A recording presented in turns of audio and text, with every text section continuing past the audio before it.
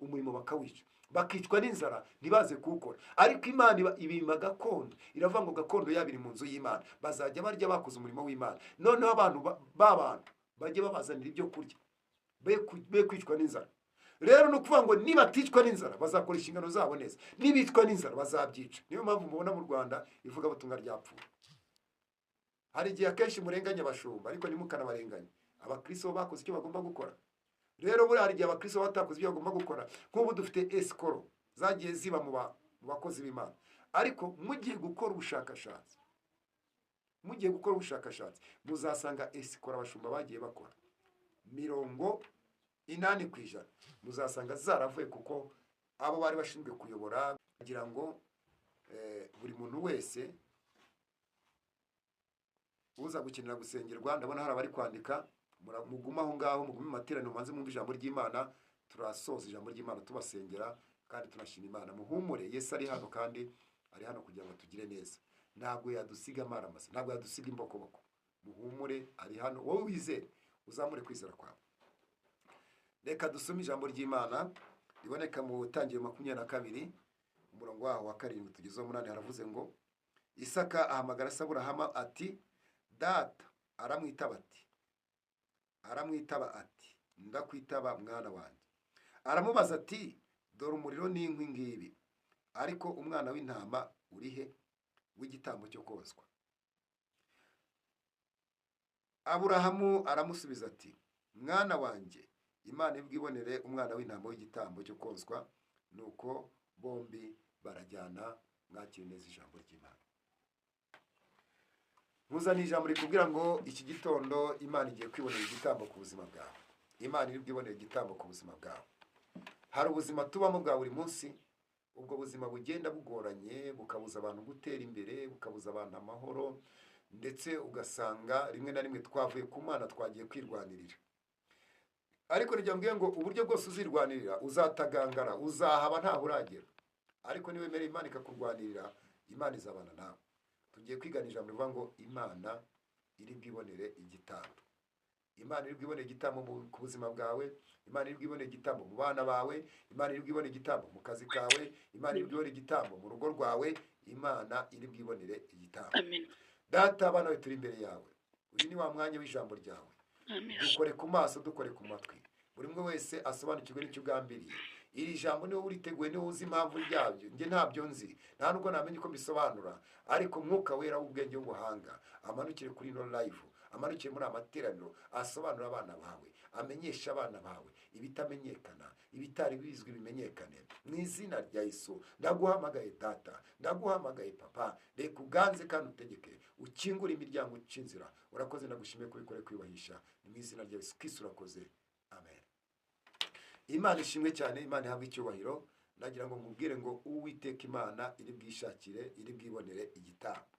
Hari ubuzima ducamo nko ndi kubivuga bugoranye, umuntu akageza kwirwanirira. Nimba hari umuntu wabaye muri uwo mwanya wo kwirwanira nabayemo, ndetse atari na kera, hari igihe nafashe n'umwanya navuga ngo ngiye kureba ibindi bintu. Urumva akazi nakora kahagaze 2020, ariko hari igihe cyageze ndavuga ngo ibintu by'Imana ndabiritse. Urumva nabaye igihe kinini cyane nabwiye Imana ko nzayikora, ariko nagezeho ndavuga ngo ibintu by'Imana ndabigabanyije. Icyo gihe nari ndi gukora ndi mu rusengero, ariko inzara nyine ihangwitira bya bindi nahoze mbabwira ku bantu bari kare. Numva ndabiretse, ntangira kubwira abantu mushakira akazi. Ngabwira nshakira akazi, bakamva ntibabwira ngo nimushakira akazi, agahita batuza, ariko ziko araho kari ngategereza. Nabibutse ko batiyati nabonye bitakunda, atanansobanuriye bambwira ati wenda akazi wenda karasaba ibi, kondisiyo zimeze gutyo, none ntago wazujuje. Akazi ndashakisha, akazi ndakabura. Ndagerageza abo tuziranye, abo dusengana, abo dukorana umurimo, ndashaka akazi. Nta muntu nigeze mbwira ko ushaka akazi ngo mbwire ngo yakabura. Bose barakanyemereye bati tuzakabona.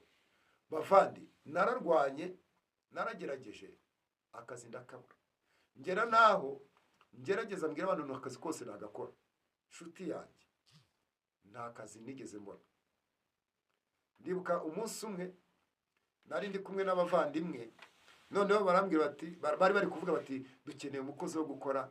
Icyo gihe baravuga ngo bakeneye umukozi wo gukora ku modoka. Ndabwira mwampaye ku kazi ko nakabasha. baranseka gusa ntibagira icyo basubiza. Reka mbabwize ukuri, kwirwanira kwawe nta hantu biri bukugeze, ahubwo biragusaba gusenga ukinginga Imana. Ibyo byavuyeho, urumva baransetse. Buriya igihe nzabibibutsa umunsi umwe, nizere ko batari kunyumva, ariko hari igihe nzabibibutsa umunsi umwe mbabwiye nti muribuka baka kazi mukakanyima. Ariko ntabwo aribo bakanyima, ahubwo ni ukwirwanira, ntabwo byakunda mu gihe Imana ifite ibyo igomba gukoresha. Ndibuka naramanutse njya Nyabugogo. Nyabugogo murahazi, Nyabugogo ahantu bahamburira imyenda. Navandi ubundi wa mugani ko nigeze ncuruza caguwa, reka njye kureba niga iby'imyenda basi mbicuruze ndebe ko ubuzima bwakomeza. Numviza arankubise, ndi mu murimo w'Imana, urumva ndimo natishingano muri rusange, kuko urumva nimbona akazi ndahita mbigabanya. Imana iragenda umva irabanabana. Ndagenda icyo gihe nagiye nteganya ko arantu uzabone 1,100. Navandi 1,100 burya najya afata umwenda wenda nkawuzunguza cyangwa se nkanawushyira muri bage nkagenda nkwereka abantu. Urumva urwo rwego ibyo bintu aho byari bigeze. Tavandi gute umugabo inzara yakwica abantu, uri umugabo ufite umutwe utarwaye, ufite amaboko ari mazima, amaguru Imana aragukije, uri muzima washa kugenda. Ibyo bintu bitekeza gute. Naragiye mfata igihe Nyabugogo ndeba uko abantu bacagura, niyibutsa kuko nigeze ncagura ariko sinacaguye. Burya imyenda ibamo ibintu bitandukanye, nkuko Amahoro acuruza amarido, ushaka kumujyana mu makanzu cyangwa mu mapantaro akabona atabizi akabanza kubyiga. Ndagenda namaze nk'icyumweru nsenga, nkazamuka umusozi ngasenga. Narabyuka mu gitondo nkajyayo nkareba ko bamburaga mu gitondo, nkavayo nkajya gusaba Imana, Imana mu bushobozi basi nigire gukora. Imana ikamva, Imana yifata gutya iranyihorera. Ndagenda noneho kugeza ubwo ya mafaranga nari ntegereje narayabuze, inzira zirifunga.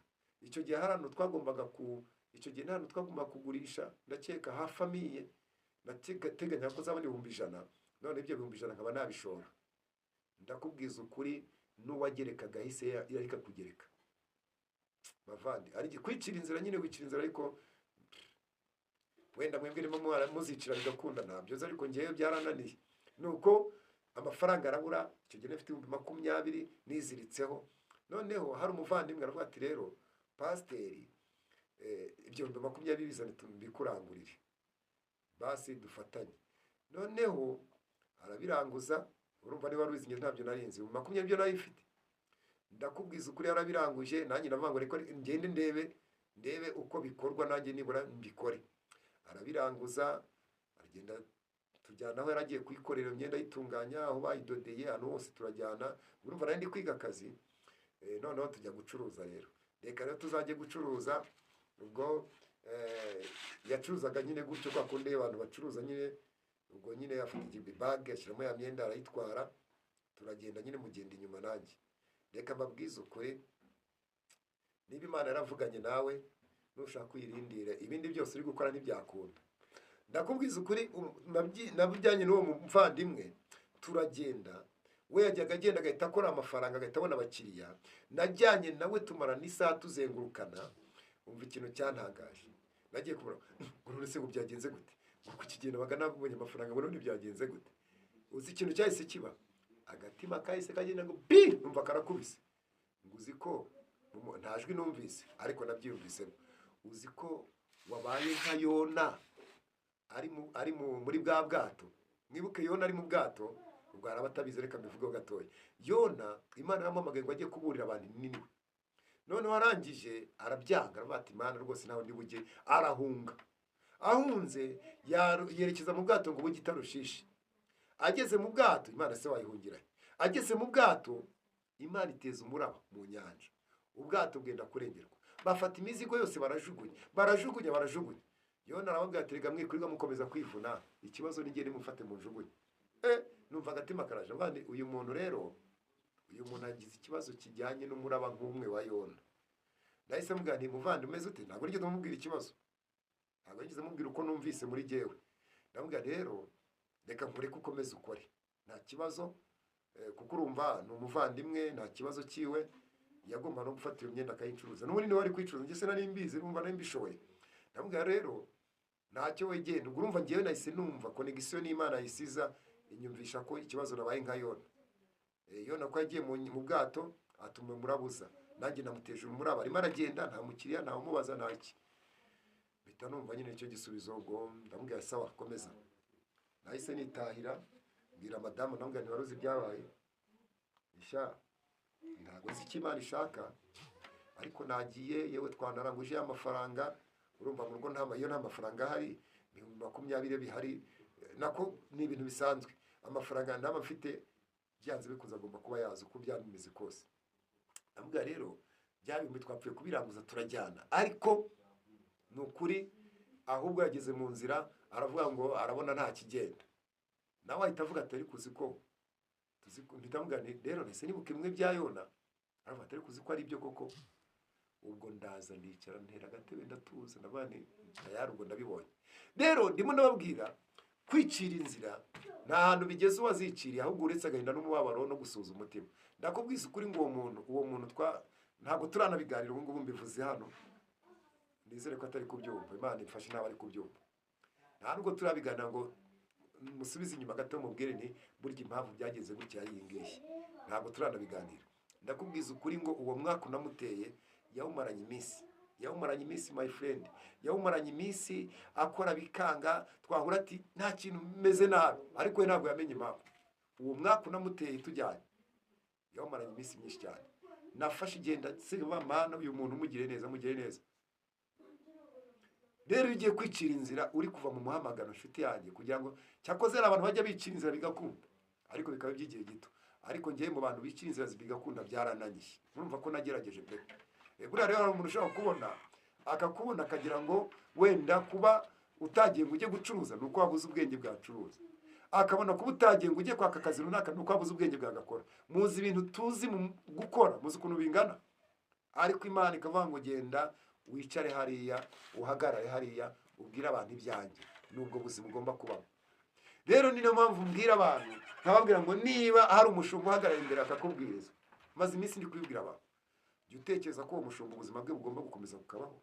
Nimba bukomeza bukabaho rero, we wagiye urakora, wenda yagusengeye, ubona umugisha, ubona ineza y'Imana. Nawe gira ikintu ukora umuhesha umugisha. Kandi akamugira kindagira amabwire ngo iyo ukoze ikintu nko kuri uwo mushumba wawe, cyangwa se kuri uwo muntu ukora umurimo w'Imana, uguhagarara imbere uguhereza ibyo ukeneye, ukagira ikintu ukora kuri we, ndakubwiza ukuri umugisha yaturiba ku buzima bwawe. Kubera hari ukuntu umuntu agukorera akantu ukavuga bivuye ku mutima, ukavuga mu mbaraga, ukavuga ubyatuye bishimikiriye, icyo kintu kirakorwa. Rero mbwira abantu bari aha ngaha, bari abashumba banyu, mwigenda mubataranga, ahubwo ni mu maherezo ibyo bakeneye, ubundi muzarebe ko mutagubwa neza. Ariko umushumba, reka mbwira abantu bari aha ngaha, umushumba ufite ibibazo by'inzara mu rugo nshuti yanjye, reka azagusengera iki se? Nazamuka umusozi araza kubavuga mana umenye ko kawunga yashize, mana ibukode bwaje. Ariko umuntu ufite kawunga mu rugo, umushumba ufite kawunga mu rugo abana bariye, umushumba wishyuye inzu, uwo mushumba azasenga avuga ati mana gera kuri w'amahoro umugire neza, mutabare murengere, wibuke ko yakoze ibi, wibuke ko yatanze amafaranga ye, gera kuri mugenzi umugire neza, wibuke igikorwa yakoze, wibuke ko abana banjye bagiye mu ishuri akaba ari we wagize mu ruhare, gera kuri Joel ubugenze gutya, gera kuri Jose. Nuko nguko none so umuntu uri gusenga gutyo n'umuntu uri gusenga mana we abantu noneho baraburaye kawungira ubuzima buranze, abantu murumva ari kimwe. Rero niba mukeneye kubona umugisha w'Imana, mumenye umugisha uva. Buriya Imana ihamagara bari Abaroni, umuryango wa Aroni cyangwa se abahungu ba Aroni ndetse n'abarewi muri rusange, ntabwo yigeze baha gakondo.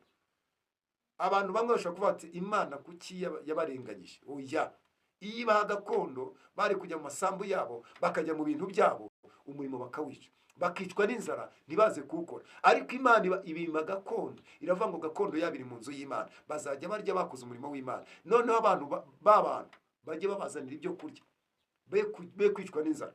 Rero no kuvuga ngo nibaticwa n'inzara bazakora inshingano zabo neza, nibicwa n'inzara bazabyica. Niyo mpamvu mubona mu Rwanda ivuga butumwa ryapfuye.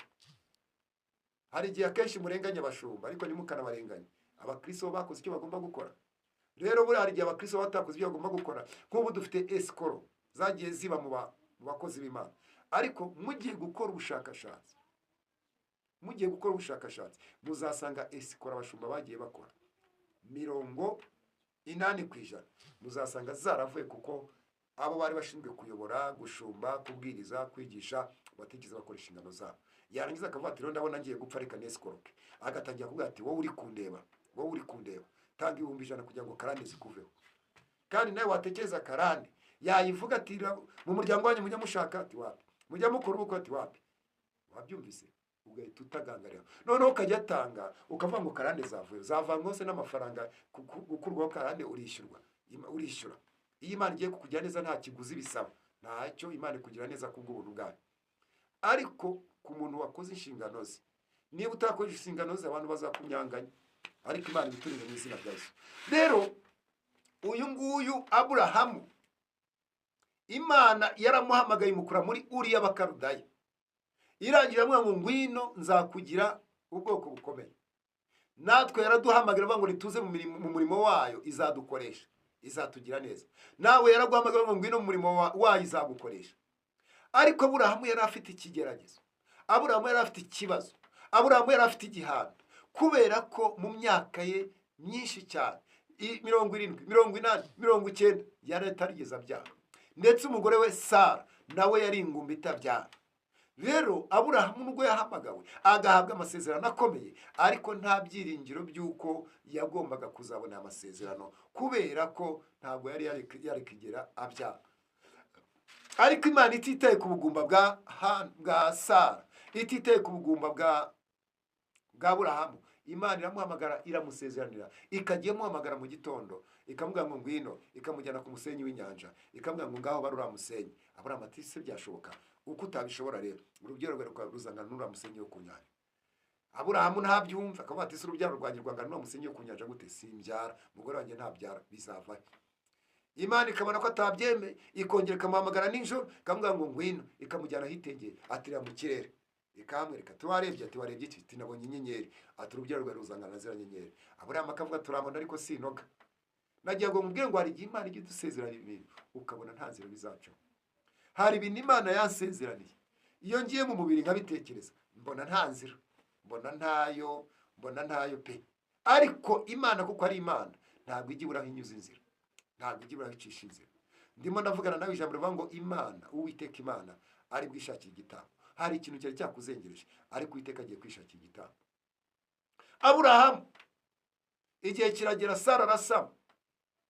Bibiliya iravuga ngo mbere yuko Sara asama ngo yarasetse, araseka, aratembagara, avuga ngo ni gute umuntu ushaje nkanjye waciye ibyara wageze mu bukecuru yasama? Ngo araseka cyane. Hari igihe Imana ijya itubwira ibintu ukumva urasetse. Imana ikavuga mwana wanjye ngukoreye ibi, nkurije indege bigenje gutya, ugaseka. Ariko nubwo wasetse uzongera useka ibyishimo by'umunezero byo kwinjira mu cy'Imana yavuganye nawe. Noneho ngo Sara araseka, ariko nyuma Imana kuko ari Imana, igihe kigeze yavuze arasama, abyara Isaka. Aburahamu anezererwa Isaka, Sara anezererwa Isaka. Aburahamu akunda Isaka cyane kuko ari umwana w'isezerano, kandi n'umwana yari yabyariye mu zabukuru. Ariko Imana irangije iramureba bati uyu mugabo ashobora kuba atakinkunda nk'uko byari bimeze mbere, uyu mugabo sinzi. Nagira ngo Imana igerageza bikunda, Imana igerageza abayubaha, Imana igerageza ba bandi yishimira. Ntabwo Imana igerageza abantu bari aho ngaho bajugunyanze batereye iyo ngiyo. Maze ngo Imana irangije iramureba iravuga ngo Aburahamu we, reka ndebe none, urankunda, reka ze ndebe none. Ngo icyo gihe Isaka yaramaze kuba umusore w'ingimbi, amaze kuba gasore. Imana iramubwira ngo arushyikira ikindi Aburahamu we, ati ndakumva Uwite. Urumva none yari afite za ndirimbo uvuga ngo ufite impamvu z'ibifatika. Nawe yari afite impamvu z'ibifatika byo kwitaba Imana no kuvuga imbaraga z'Imana. Ubu ngubu mvuze kwitaba Imana abazi gupfa, ntabwo kwitaba Imana ari ugupfa. Biriya akora ari kugira ngo mwihendahende, ariko ubundi umuntu yitaba Imana ariho. Ntabwo Imana ari Imana y'abapfuye, ni Imana y'abazima. None Aburahamu aravuga ati mfite impamvu z'ibifatika. Karame data, karamuri Imana nakubonye narabyaye. Ntabwo nari nzi ko nzabya, ariko narabyaye. Nuko Imana ibwira Aburahamu iramubwira ngo Aburahamu uzi n'ikindi? Ati iki se Mana? Fata umwana wawe Isaka ugende ujye kumuntambira. Imana igerageza abikunda, ikagerageza abayikunda. Impamvu ubona ugeragezwa ni uko igukunda. Impamvu ubona ugeragezwa ni uko ukwishimira. Impamvu ubona ugeragezwa ni uko ishaka kukugira neza. Maze Aburahamu arareba, acika intege, areba umwana w'umusore wari ugeze mu gihe rwose amukora ku murimo mubi, aravuga ati kabisa aha noneho birarangiye. Ariko Aburahamu nk'umuntu wabonye Imana, wizeye Imana, aravuga ngo uko byagenda kose Imana ni inshuti yanjye, nta kintu na kimwe yasaba ngo giye. Aburahamu arareba aravuga rero nimba ibwira Sara ntabwo biza gukunda, nimba ibwira abagaragu banjye ntabwo biza gukunda. Arangije abyuka abwira nimugoroba, abwira abagaragu aravuga ati rero mutunganye neza, ejo mu gitondo nzajya gusenga, mutunganye urugendo, mutunganye ibikwiriye byose ko tuzagenda urugendo rw'iminsi urenze umwe. Noneho Imana imubwira ngo najye gutamba umwana we Isaka, ntabwo yamubwiye hafi, yamubwiye ahantu agenda urugendo rw'iminsi 3. Hari abantu muri mwebwe Imana yabwiye gushyigikira umurimo w'Imana, ariko ibi babwishyiramo icyo bita tamoro, ishyiramo umwanya kugira ngo irebe ko mwisubira, babajyanama b'abadayimoni irebe nimba mubumvira. Hari ukuntu Imana ijya kugira ngo haguruka uvuge ko uzatanga 10,000. Hari abantu hano tugura n'amatara batubeshye, baratubeshye, nzatanga 10,000, nzatanga ibi. Imana ijya yemera kuvuga ngo nzatanga kugira ngo ishyiremo tamoro ireba koko nimba ibyo uvuze wabikora, ikakugerageza. Hari abantu bamaze gutsinda, abatwemera amatara, abatwemera ibiki, batwemeye za mikoro, abatwemeye ibintu byose bishoboka. Hari n'abatwemereye bavuga ati pastor rwose burya hari nzakugurira ikote, tugategeza tugaheba. Hari abagiye bemera ibintu byinshi tugategeza tugaheba. Ariko nijye ngo aho hantu ho gutegereza abantu benshi barahagwa, abantu benshi ntibahikura, kuko urahiga, wamara guhiga abajyanama b'abadayimoni bakaza kugira inama, ariko warasaze. Reba nawe ubu se aya mafaranga 10,000 bitanga urabihereza uriya ese uriya urabona atari umwesikoro. Abo badayimoni bakaza bakakugira inama. Aburahamu Imana yamubwira ngo genda ujye kunambira umwana wawe, ujye ku musozi Moriya. Najya mbwira ngo aho yamwohereje rwari urugendo rw'iminsi 3 kugira ngo Aburahamu agenda abitekerezaho neza. Ntabwo Imana igifata abantu ku ngufu, bagomba kubanza bakabitekerezaho.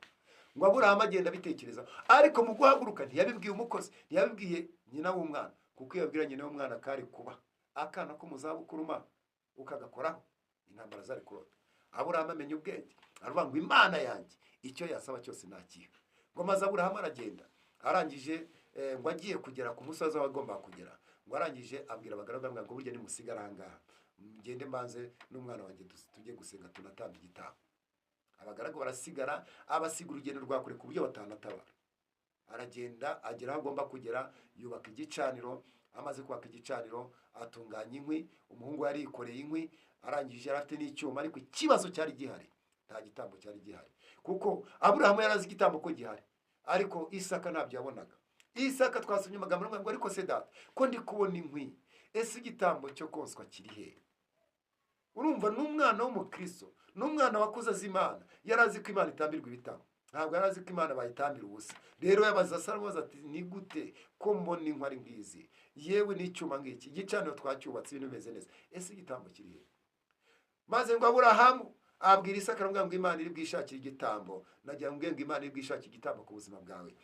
Byari byaranze, ariko Imana igiye kwishakira igitambo. Wari warakoze byaranze, Imana igiye kwishakira igitambo. Kurya byari intambara, Imana igiye kwishakira igitambo. Abarozi bari barakuzengereje, Imana igiye kwishakira igitambo. Kubyara byari byaranze, Imana igiye kwishakira igitambo. Nagira ngo Imana igiye kwishakira igitambo we muri duteranye muri iki gitondo, kandi Imana igiye kukugira neza ko ari Imana ishoboye. Nuko Aburahamu arahanura, na ibintu Aburahamu yavuze ntabwo waba uri kumubaza impamvu yabivuze.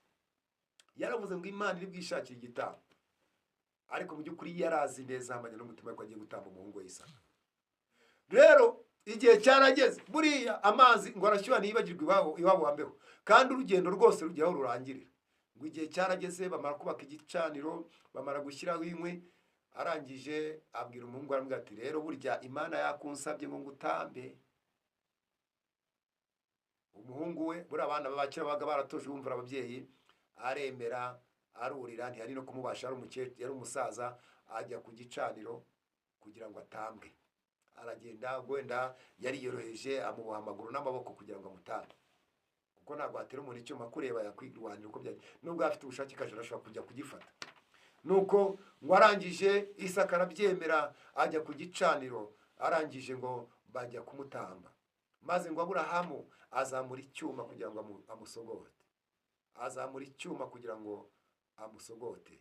Maze ngo yumvishwe marayika y'Imana avuga ngo Aburahamu ntugire ikintu utwara uwo mwana, ntugire ikintu utwara uwo mwana. Iyo atinda gatoya, Aburahamu yari yamaze gufata ibyemezo, bidasubirwaho. Nagira ngo ngo ese hari icyemezo ujya ufata kubera urukundo ufitanye n'Imana? Sorry. Hari icyemezo ujya ufata, icyo cyemezo ukagifata kubera ko hari urukundo ufitiye Imana. Maze ngo Aburahamu agiye kuzamura icyuma ngo amusogote, yumva ijwi rimubwira ngo Aburahamu wigira icyo utwara uwo mwana.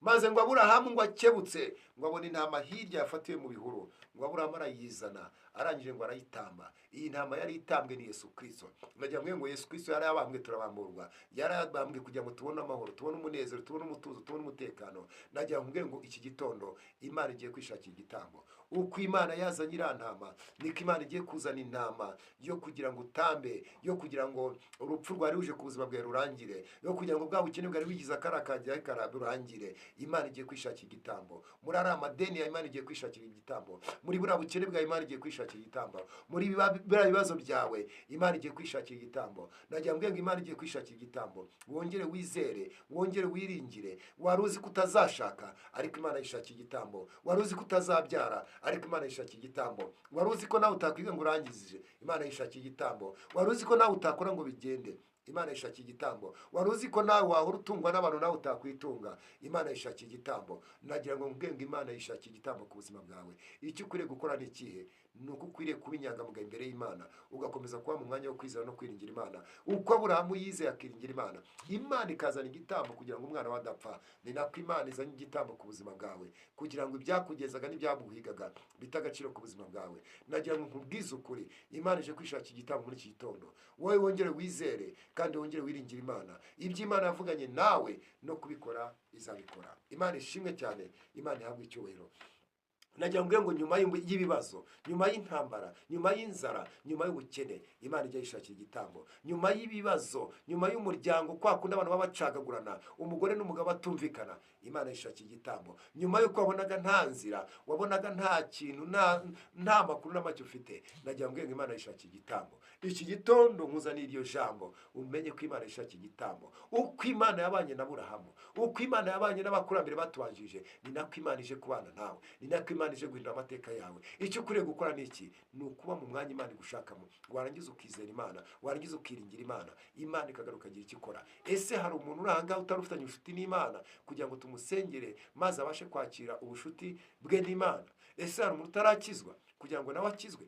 Waba uri kuri YouTube, waba uri kuri TikTok, niba utarakizwa andika hasi ngo ngenda nashaka gukizwa, utarabatizwa mu mazi menshi, utaratura Yesu Kristo umwami n'umukiza, wandika aho hasi. Kuko Imana igikora ibintu ariko ikabikorera babandi baziranye. Nagira ngo niba utaziranye n'Imana, bizakugora kubona igitangaza ziturutse ku Mana. Ijambo ry'Imana rivuga ngo Imana ivubira imvura ababi n'abeza. Ariko abamaze kumenya ukuri kw'Imana, bakamenya ijambo ry'Imana, abo bantu ntago bavurirwa imvura nk'ababi n'abeza, ahubwo abo bantu bahabwa ibyo bakwiriye guhabwa. Kuko Imana igitanga igatanga ibyo abantu bakwiriye guhabwa. Imana ishimwe cyane, Imana ihabwa icyubahiro. Nagira ngo mvugane nawe turi kumwe muri amateraniro, wowe uri kuri TikTok, wowe uri kuri live ya Agakiza Nyako TV. Nagira ngo nkubwire ngo niba wari waraguye ukaba waratandukanye n'Imana, ubushuti bwawe bufitanye n'Imana ukaba bwararangiye, andika hasi tuze tugusengere, Imana yongere igaruke mu buzima bwawe. Niba utarakira Yesu Kristo umwami n'umukiza ngo wakire Imana mu buzima bwawe, mugirane ubushuti, nawe wandika hasi kugira tuze tugufashe, tugiye gusenga Imana. Ariko nagira ngo nkubwire ngo Imana igiye kwishakira igitambo. Imana igiye kwishakira igitambo. Byari byaranze, byari byaragucanze, ariko Imana igiye kwishakira igitambo. Icyo ukwiriye gukora, zamura kwizera kwawe kandi ukora ibyo gukiranuka, Imana izabana nawe. Nagira ngo nkubwire ngo gukora ibyo gukiranuka byonyine nibyo bibasha gutuma ugaruka mu mwanya. Aburahamu yemeye kumvira Imana mu rugendo rukomeye cyane yahuye narwo, ariko anambana n'Imana. Ariko nta muntu n'umwe Aburahamu yagiriye neza kuruta, nta muntu n'umwe Imana yagiriye neza kuruta Aburahamu. Aburahamu uyu munsi wa none, iyi si tubamo, ntabwo wabura umwana wa Aburahamu. Nta namwe wagira ngo uhabure umwana wa Aburahamu. Murabizi neza biriya bihugu by'Abarabu, biriya bihugu bya Isiraheli, nta hantu namwe utasanga umwisiraheli cyangwa umwarabu. Bivuze ngo Imana yakomeje icyo yavuganye na Aburahamu, kandi Imana yakurikiranye icyo yavuganye na Aburahamu. Uyu munsi wa none Isiraheli ni igihugu kitari na kinini, ariko ni igihugu. Iyo uvuze Isiraheli ku isi yose bazi Isiraheli, bazi umwisiraheli, bazi ubumenyi bw'umwisiraheli. Abantu benshi, inganda nyinshi zikorwamo ibintu bihambaye, abenshi baba ari Abisiraheli. Bivuze ngo Imana yakomeje ijambo ryayo na Aburahamu. Uko Imana yakomeje ijambo ryayo na Aburahamu, niko Imana igiye gukomeza ijambo ryayo kuri wowe. uko yavuze ku rubyaro rwawe niko igiye kubikora, uko yavuze ku rubyaro rwanjye niko igiye kubikora. Nagira ngo mbwire abantu bari ahangaha, mwongere muzamure kwizera, mwongere muwe mu mwanya Imana ibashakamo, nta kizatuma Imana itabagira neza.